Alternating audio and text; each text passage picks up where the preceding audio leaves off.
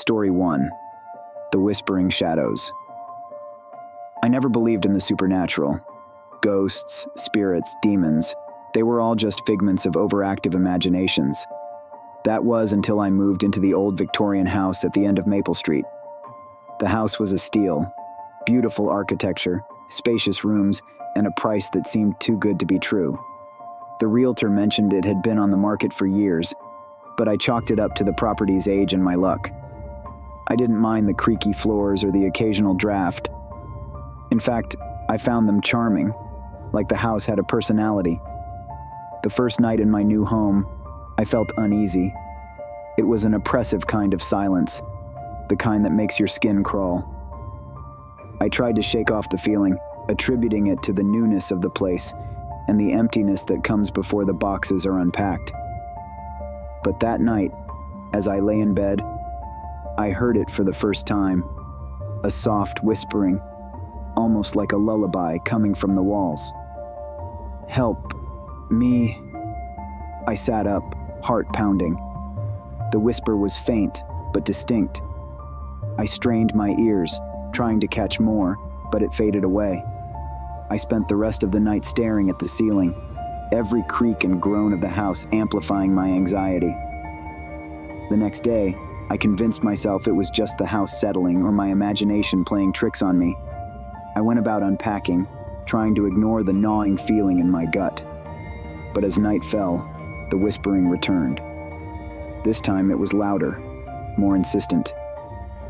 "Please, help me." I followed the sound, my hands trembling as I moved from room to room. It led me to the basement, a place I hadn't yet explored. The wooden stairs creaked under my weight as I descended into the darkness. The whispering grew louder, almost desperate. "Free me." I found an old lantern and lit it, the weak flame casting eerie shadows on the stone walls. The basement was filled with old furniture covered in dust and cobwebs, but nothing that could account for the voice. Then I noticed it. A small door in the far corner, almost hidden behind a stack of crates. My heart raced as I approached. The whispering was now a continuous stream of pleading words. I reached for the doorknob, my hand shaking. The door creaked open to reveal a small, dimly lit room. In the center, a large mirror stood, its surface covered in grime. "Free me." I stepped closer, wiping the dust away.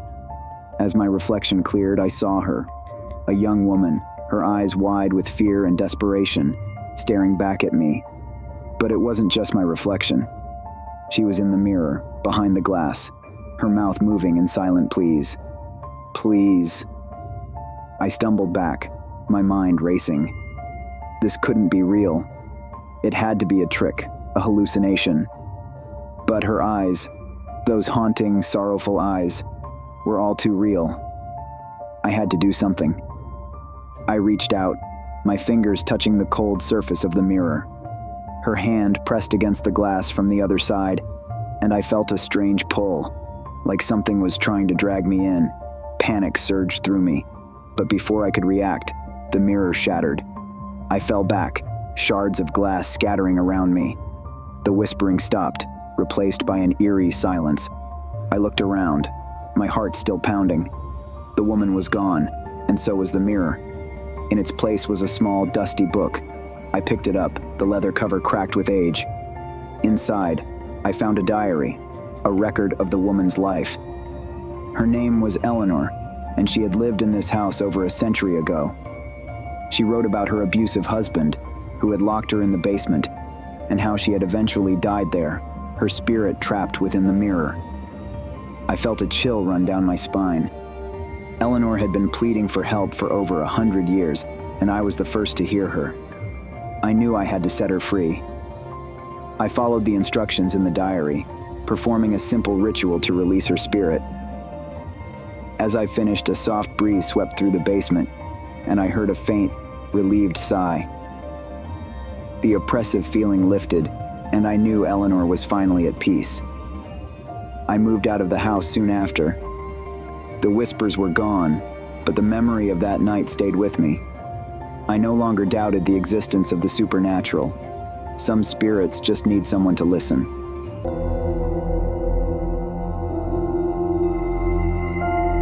Story 2. The Portrait in the Attic. Inheriting my grandmother's old estate was a blessing and a curse. The mansion, nestled in the quiet countryside, was a beautiful relic of the past, filled with antiques and memories. But it also carried the weight of history, secrets buried deep within its walls. The first few days were spent exploring every nook and cranny, marveling at the craftsmanship and the treasures hidden away. One day, I stumbled upon the attic, a dusty space filled with old furniture and forgotten relics. Among the cobwebs and dust, one item caught my eye: a large, covered painting leaning against the wall. Curiosity got the better of me, and I pulled away the cloth. Beneath it was a portrait of a young woman, her eyes strikingly lifelike, and her expression hauntingly sad. Something about her gaze sent a shiver down my spine. I felt as if she was staring directly into my soul. I took the painting downstairs and hung it in the living room. Despite its unsettling aura, I couldn't help but be drawn to it. That night, as I sat reading by the fire, I felt a strange sensation, like I was being watched.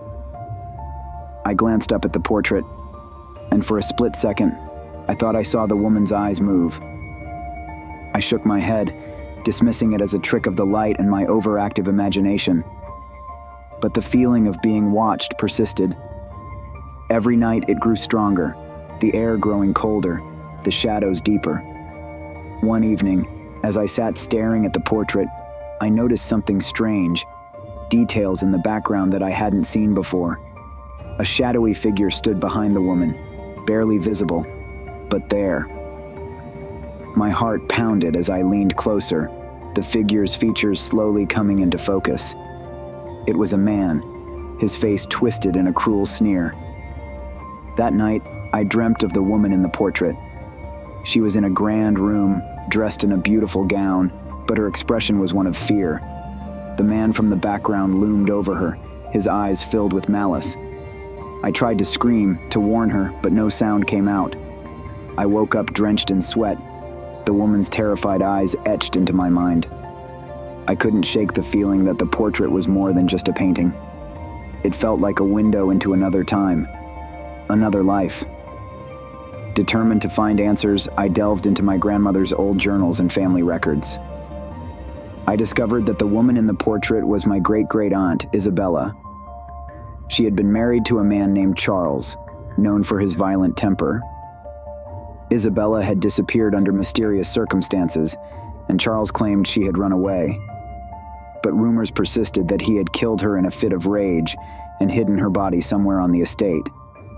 My grandmother had never believed those rumors, but she had always kept the portrait covered, out of sight. I knew then that Isabella's spirit was trapped in the painting, a silent witness to her own tragedy. That night, as I stood before the portrait, I made a vow to uncover the truth and set her free. I spent days searching the mansion, following the clues left in my grandmother's journals. They led me to a hidden room behind the attic, its entrance concealed by old rotting boards. Inside, I found a small dark space, and the air was thick with the stench of decay. In the center of the room lay a skeleton, its bones twisted and broken. I knew immediately it was Isabella. The sight filled me with a deep sorrow and a burning rage. Charles had indeed killed her and hidden her body, thinking it would never be found. I called the authorities, and they took over the investigation. Isabella's remains were given a proper burial, and her story finally came to light. The mansion felt lighter, the oppressive atmosphere lifting, but the portrait remained. The night after Isabella's burial, I stood before it, feeling a strange sense of peace. Her expression had changed, her eyes no longer filled with sadness and fear, but with a gentle gratitude. I knew then that Isabella was free. Her spirit, trapped for so long, had finally found peace. The mansion, once a place of dark secrets, had become a place of closure and healing.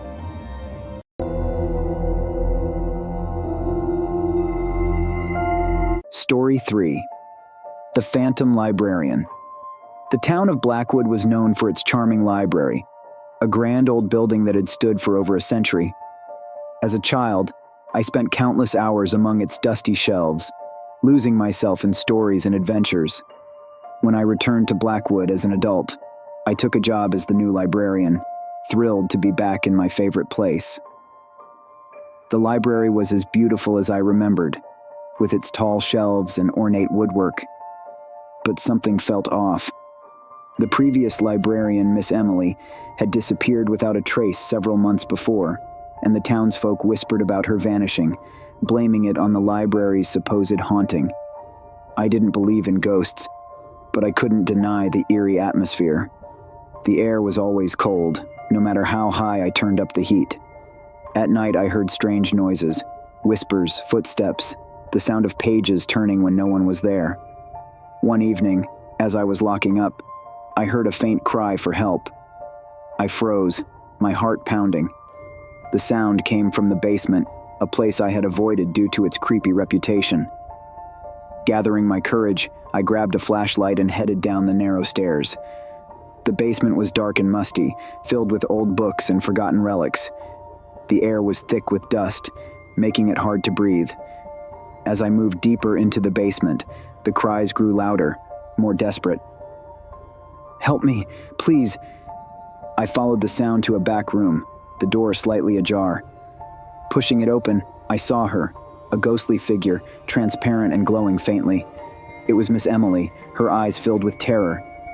"Help me," she repeated, her voice a whisper.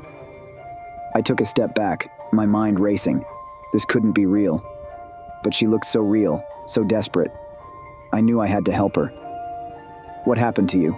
I asked, my voice trembling. She pointed to a large, ancient book on a nearby table. "The book, it's cursed. I tried to destroy it, but it trapped me here. You must find a way to break the curse." I picked up the book, its cover cold to the touch. It was filled with strange symbols and writings in a language I couldn't understand. I knew I couldn't do this alone. I needed help.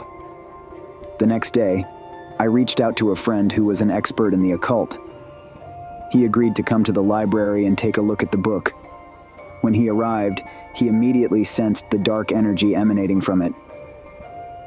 "This is powerful," he said, his voice grave. "It's an ancient curse, designed to trap the soul of anyone who tries to destroy it. We need to perform a ritual to break the curse and set Miss Emily free." That night we gathered in the basement, the air thick with anticipation. My friend drew a circle of salt around us and placed candles at each corner. He began chanting in a language I didn't understand, the words echoing off the walls. As the ritual progressed, the room grew colder and the shadows deepened. I felt a presence watching us, the air heavy with malice. Suddenly, the book began to glow, its pages flipping wildly. A dark, shadowy figure emerged, its eyes burning with hatred. "You cannot break the curse," it hissed, its voice cold and menacing. I stood my ground, refusing to let fear control me. "We will set her free," I said, my voice steady. My friend continued chanting, the air crackling with energy. The shadowy figure screamed, a sound that pierced my ears and made my blood run cold.